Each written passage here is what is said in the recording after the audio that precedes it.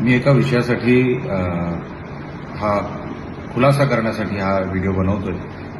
खरं तर पत्रकार परिषद घेऊन मला हा विषय सिंधुदुर्गात येऊन बोलायचा 2 दिवसांनी मी येऊन हा विषय सविस्तरपणे बोलीनच, पण एक व्हिडिओ आता बनवून सोशल मीडियावर ठेवतोय। काही गोष्टींचे खुलासे झाले पाहिजे, त्याकरिता 2 दिवसानंतर मी सविस्तर याच्यावर पत्रकार परिषद घेईन।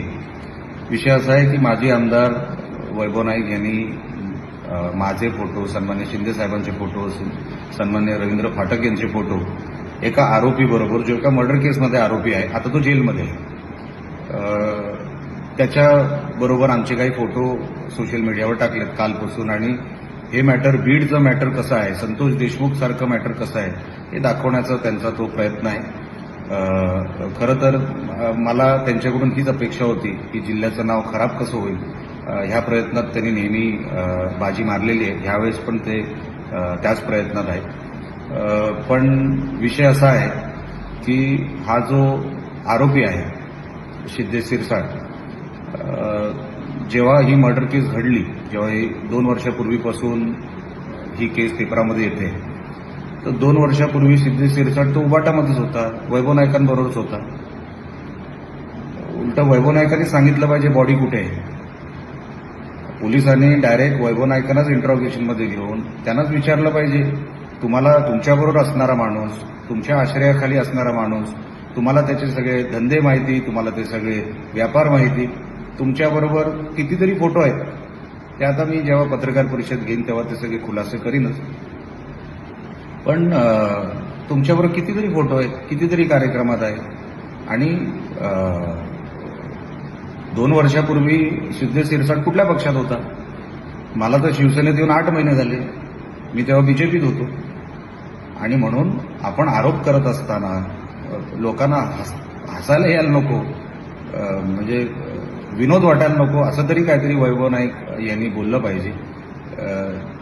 पण त्यांच्याकडून तीच अपेक्षा आहे, न विचार करता काहीतरी आरोप करत बसणं, आणि आजपर्यंत मी तेच केलं। तुम्हाला पुढच्या वाटचालीसाठी ह्याच्यासाठी शुभेच्छा आहे, कारण तुम्ही तेच करणार। बौद्धिक किंवा तत्वातलं काहीतरी तुम्हाला ते कधी जमणार नाही। डोक्याचा विषय येतो तिथे तुमचा विषय संपतो, मला तो विषय माहिती आहे। पण काही हरकत नाही, तुम्ही हे आरोप करत राहा। आणि खरं तर हा सगळा विषय एका पैशाच्या वादातून सुरू झाला, आणि तिथून तो विषय मग तो क्राईमकडे वळला, आणि मग ते काय मर्डर झाली, ती बॉडी कुठे आहे वगैरे वगैरे, तर सगळा शोध पोलीस घेणारच आहे, किंवा मला असं वाटतं ते आता आलेत निकालापर्यंत। पण विषय कसा आहे की वैभव नाईकांना ह्याच्यामध्ये पण राजकारण दिसतं। उद्या सिंधुदुर्गामध्ये गाडीखाली कुत्रा जरी मेला तरी ते कुठेतरी राणेंचं काय आहे त्या विषयामध्ये कसं जोडता येईल, की ॲक्सिडेंट हे राणेंनीच घडवलं, ह्या प्रयत्नात वैभव नाईक नेहमी असतात।